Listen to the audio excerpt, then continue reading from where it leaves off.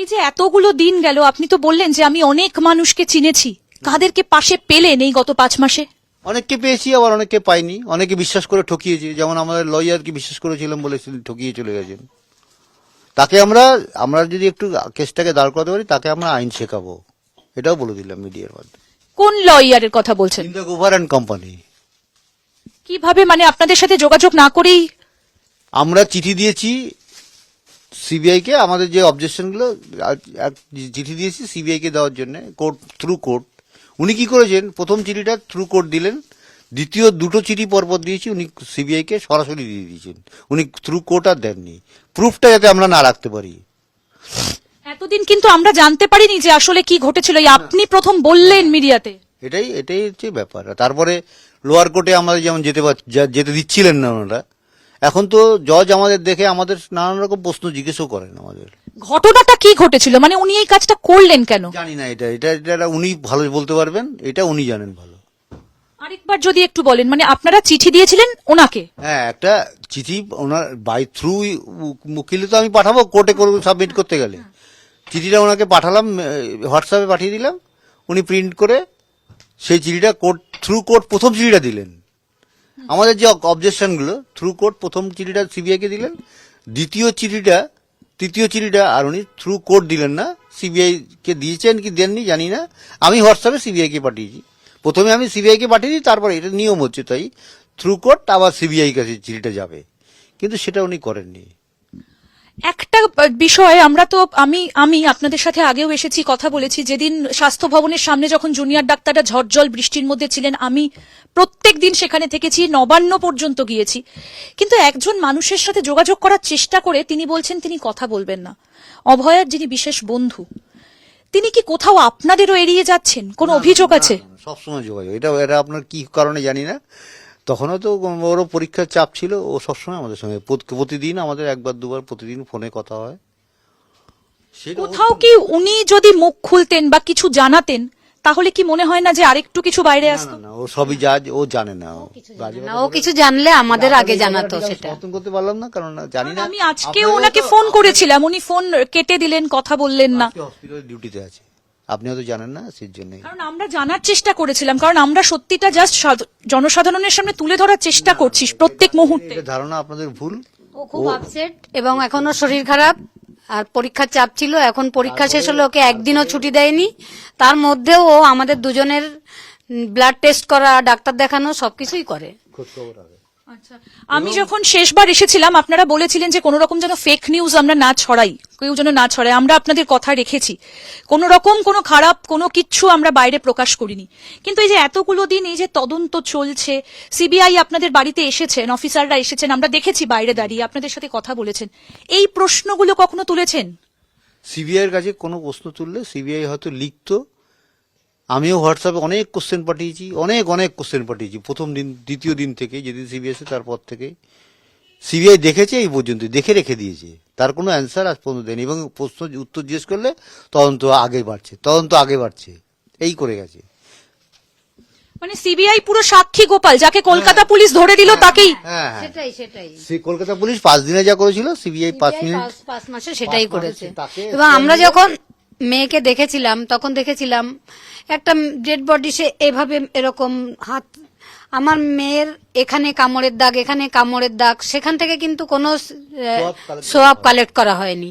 তার গায়ে 28টা দাগ, সেখানে অন্য কারো দাগের সঙ্গে মেলানো হয়নি। অন্য কেউ ইনভলভ কিনা সেটা মেলানোর চেষ্টাও করেনি। কিন্তু আপনাদের কি মনে হয় ওই ঘরের ভেতরে এই কাণ্ডটা হয়েছিল? না, এটাও তো আমরা বলেছি যে তা একটা ক্রাইম ঘটলো, সেখানে চাদরটা টান করে বেছানো, সামনে ল্যাপটপ, মোবাইল, জলের বোতল, এদিকে জুতো, এখানে জিন্স। সিবিআইও কিন্তু বলেছিল যে ওই ঘরে ওই কেসটা হতে পারে না।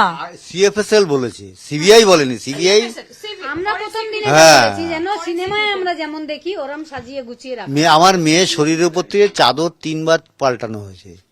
আর আগস্ট মাসে একটা মেয়ে কম্বল গায়ে দিয়ে শুয়ে আছে, এটাও আমাদের কেমন একটা আশ্চর্য লেগেছে। সব থেকে আশ্চর্য যে 2টোর সময় ডক্টর অর্ক সেন দেখলো লাল কম্বল গায়ে দিয়ে ঘুমাচ্ছে। আমার মেয়ে 2টোর সময় ঘুমায়ই না। গোলাম আজম দেখে গোলাম আজম বা অর্ক সেন, এরা দুজনেরই কিন্তু এই সিএফএসএল এর রিপোর্টটা গ্রাহ্য হলো না কোর্টে। না। জানি না কি হয়েছে, কোর্ট বুঝবে, জজ যিনি তিনি রিপোর্ট আগে দিন, ভার্ডিক্ট দিলে তখনই আমরা জানতে পারবো বিষয়টা, তার আগে জানবো কি করে। অনেকক্ষণ ধরে আপনাদের সাথে কথা বলছি, লড়াইটাও খুব কঠিন, এটা বুঝতে কঠিন, পারছি। আমরা সহজ কি করবোই না। কি আশা করছেন শনিবার দিন, কি আশা করছেন? সঞ্জয়ের শাস্তি হবে এবং আমরাও কোনো দিশা পাবো জজের কাছ থেকে, এটাই আশা করছি। বিচার তদন্ত আগে বাড়িয়ে নেওয়ার জন্য আমরাও কোনো দিশা জজের কাছ থেকে পাবো।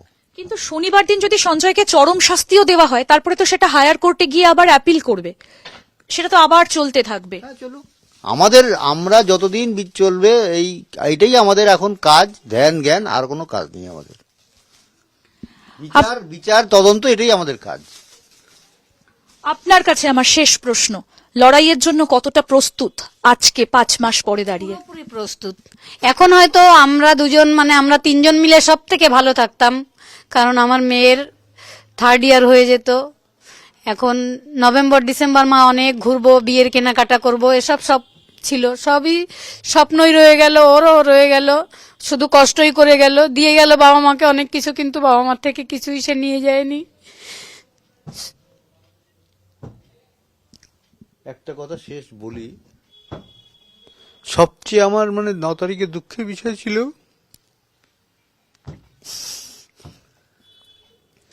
শেষ মুহূর্তে আমার মেয়ের শেষকৃত্যের কাজটা বন্ধু, টাকাটা আমার দিতে হয়নি।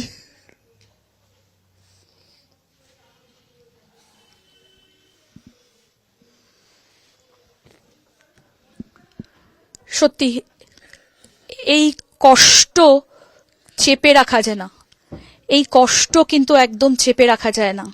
মেয়ের বাবা মা কতটা অসহায় আজকে, তারা যেভাবে লড়াই করেছেন, দাঁতে দাঁত চিপে তারা লড়াই করেছেন, শনিবারের রায়ের অপেক্ষায় তারা আছেন।